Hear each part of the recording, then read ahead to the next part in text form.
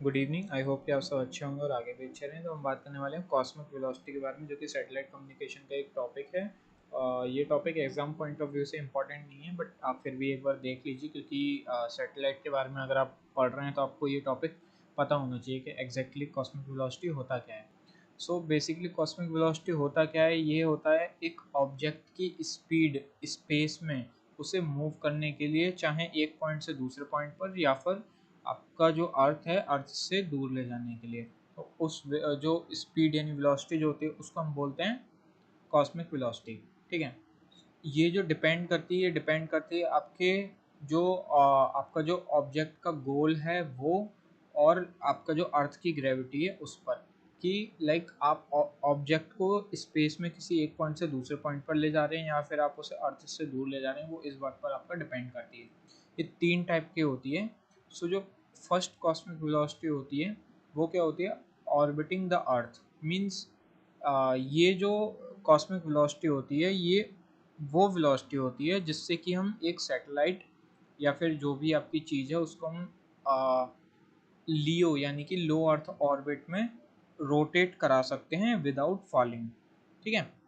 मतलब कि अगर आपके पास एक सैटेलाइट है और आप चाहते हैं कि वो आपका लियो में रोटेट करता रहे, लियो ऑर्बिट जो होती है लो अर्थ ऑर्बिट, उसमें वो आपका रोटेट करता रहे, तो उस सैटेलाइट को आपको फर्स्ट कॉस्मिक वेलोसिटी से रोटेट करवाना पड़ेगा। और जो फर्स्ट कॉस्मिक वेलोसिटी होती है वो होती है आपकी 7.9 किलोमीटर पर सेकेंड।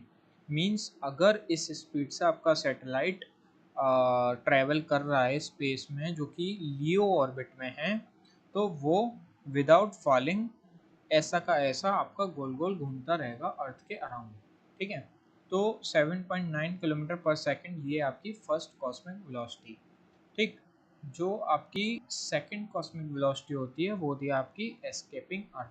मीन्स अगर आपके पास कोई एक ऑब्जेक्ट है या फिर कोई एक सैटेलाइट है जिसका आप चाहते हैं कि ये आपका अर्थ का ऑर्बिट ना करे और ये एस्केप करके कहीं और चला जाए, तो वो जो आपका ऑब्जेक्ट है या सैटेलाइट है उसको आपको 11.2 किलोमीटर पर सेकंड या इससे ज़्यादा की स्पीड पर आपको ट्रैवल करवाना होगा, ताकि कि वो अर्थ की ग्रेविटी को ब्रेक करके निकल जाए।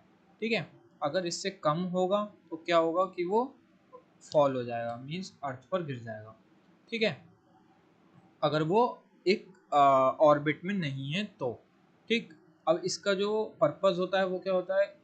जैसे कि आपका स्पेस क्राफ्ट है वो आपका मून पर जा रहा है, मार्स पर जा रहा है, तो वो क्या होगा? आपका सेकंड कॉस्मिक वेलोसिटी से आपको सेंड करना होगा। जो आपकी थर्ड कॉस्मिक वेलोसिटी होती है वो आपको यूज़ करनी होती है जब आप escaping the solar system, means जब आपको सन की ग्रेविटी और अर्थ की ग्रेविटी दोनों को ही एस्केप करना हो, तो इन दोनों ग्रेविटी को एस्केप करने के लिए आपको 16.7 किलोमीटर पर सेकंड की स्पीड से आपको सैटेलाइट को ट्रैवल करवाना होगा, तब वो जाकर सोलर सिस्टम को एस्केप कर पाएगा। ठीक है। तो ये जो होती है स्पीड नीडेड होती है to escape sun's gravity from earth's orbit. ठीक है। सो ये होती है आपकी थर्ड कॉस्मिक वेलोसिटी। जो इसके एग्जाम्पल हैं वो हैं आपका वॉयेजर 1 और वॉयेजर 2 स्पेस क्राफ्ट हैं, जो कि हमारे सोलर सिस्टम को छोड़कर जा चुके हैं और इनकी स्पीड जो है वो 16.7 किलोमीटर से ज़्यादा है। ठीक है। तो ये हो गई आपकी third cosmic velocity. I hope कि आपको ये टॉपिक समझ में आया होगा। Thank you so much. Please subscribe कर देना।